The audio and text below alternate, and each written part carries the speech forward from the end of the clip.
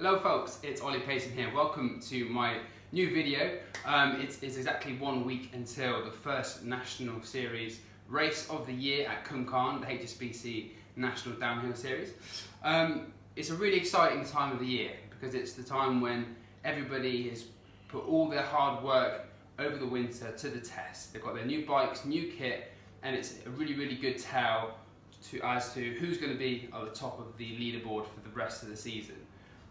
Who's been training with Strength Factory training down in Bristol with Ben Plenge, and who's been sat at home scratching the bumhole and hoping to wing it on the day. But one thing I can't quite understand is you see all these riders turn up with new race kit, new bike, looking super fit and strong, and yet come Saturday lunchtime, Sunday, they're over at the burger van eating chips, burgers, all this really bad food which isn't giving you good energy to make you race and be as efficient as you can on the hill. And I know what you're thinking, Ollie, you do really shit, so why should we listen to you about what we eat? Well, imagine how bad I would be if I didn't eat well. So what I'm doing today is a really simple butternut squash, sweet potato curry. Really quick to make, loads of beautiful spices in there, and it should keep really well. You should be able to make it on your Thursday and keep it in a cool place, ideally a cool box, but you can probably wing it without, and it should keep for a couple of days over the race weekend and keep you sustained, energized for the whole time. I hope you enjoy it. Please make this at home, and yeah, best of luck racing, and see you on the hill. Cheers. Okay, there we go. This is the first step over and done with. What I've done here is peel and de-seed 1 butternut squash and 3 sweet potatoes. Chop them up into nice little chunks like this. Season them nicely with some chili, cumin, ginger, salt and pepper, some crushed coriander, and 3 tablespoons of a medium curry powder. Giving it a good old shake to make sure that everything's really nice and well covered. Chopped up some fresh garlic and put that across in there as well. Just to finish it off, I'm going to grate over some coconut oil.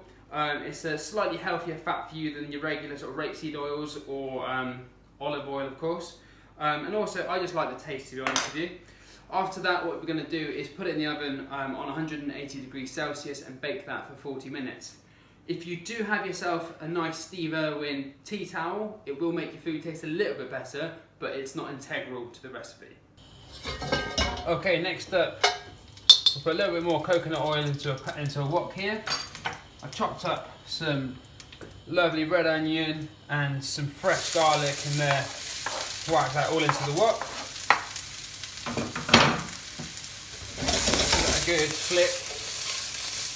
And so all of that onion there, nicely covered. Leave that for a few moments to soften up. Okay, now they are sizzling away nicely, starting to brown a little bit. We're going to start off with 1 carton of chopped tomatoes, straight in there. Beautiful.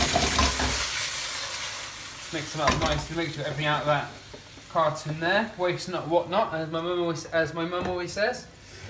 Give that a little mix there. There we go. Beautiful. Straight in, just drained off some chickpeas. These come in a little tin, all with a little bit of water. Drain them off, straight them in there. We're gonna have some coconut milk. Now you don't want all of the liquid in here, otherwise it becomes too liquidy as a whole. So just get out all the good bits, all the chunks. And then here's my sweet potato and squash that I baked earlier with all of my beautiful spices. Whack them straight in there. Beautiful. Once you get all of them spices in there, because that's all of the real flavour of this dish. Give it a nice mix up there. So it's going quite dry there, so we'll whack in and one other. Oops, sorry about that. It's a little bit of a ratchet recipe, as you can tell. I had to get some more chopped tomatoes out of the cupboard. Whack another one of those in. If it does dry up, yeah, another nice lot of chopped tomatoes will keep it nice and moist. Alrighty, around about 10-15 minutes has passed. Just starting to boil up now, so I'm going to bring it on a slightly lower heat still, and then just whack in some spinach in there on the top. Plenty of spinach. Super good for you, this stuff.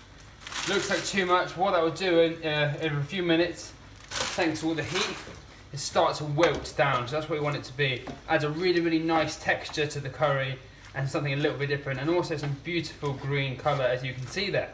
So mix it in for you there. Leave it again to set for another 5 or so minutes on a really low heat. And then you've got yourself a stunning butternut squash and sweet potato curry. And there we have it.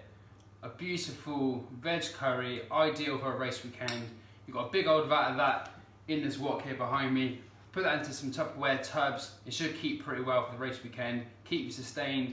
Plenty of carbs in there, protein and some really good vitamins as well. I'll be enjoying this. I'll see you on the trails, and best of luck on the race weekend. Cheers.